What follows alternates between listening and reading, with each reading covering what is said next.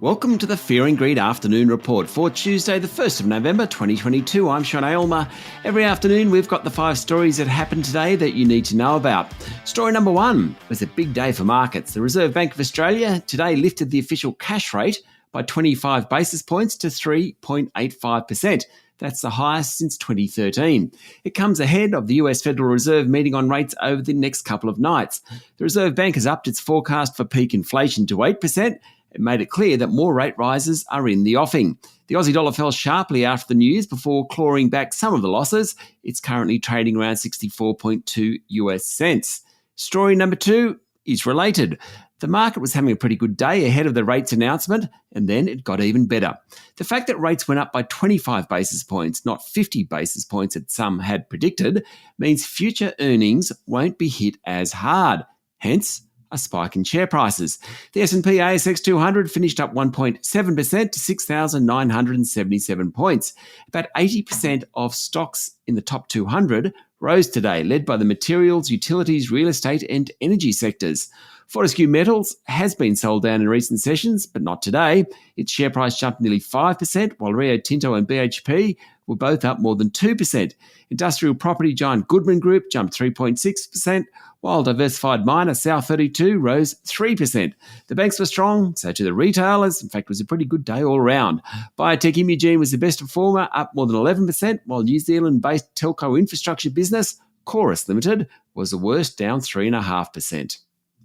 Story number 3. China has warned of a potential arms race in the region after reports that the United States was planning to rotate up to 6 nuclear-capable B-52 bombers in northern Australia.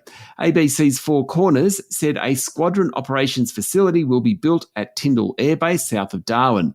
A China Foreign Ministry spokesman said the move by the US and Australia escalates regional tensions, gravely undermines regional peace and stability, and may trigger an arms race in the region. He said, and I quote, "China urges parties concerned to abandon the outdated Cold War zero-sum mentality and narrow geopolitical mindset and do more things that are good for regional peace and stability and mutual trust among all parties." Story number 4. There really wasn't a lot going on around the country because of the Melbourne Cup. The main story out of Canberra was the argy-bargy around the government's industrial relations legislation. Independent Senator David Pocock has called on the government to split the bill to give crossbenchers more time to understand its implications.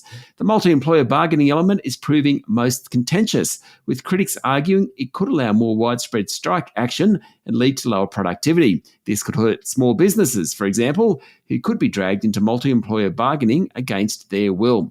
Now, the Greens support the bill, but the government still needs the vote of either Senator Jackie Lambie or Senator Pocock. Prime Minister Anthony Albanese hasn't spoken to Senator Pocock since July, when there was a spat over staff allocations for independents.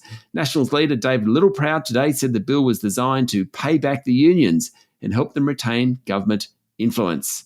And story number 5. Of course, it was Melbourne Cup Day, and the famous bird cage attracted plenty of high flyers. The appalling weather didn't seem to deter too many, though Victorian Premier Daniel Andrews wasn't there. He was busy campaigning in the state's north ahead of next month's state election. Gold Trip's win, as forecast on Fear and Greed this morning, admittedly on the back of its name rather than its form, was one for the aficionados of staying races.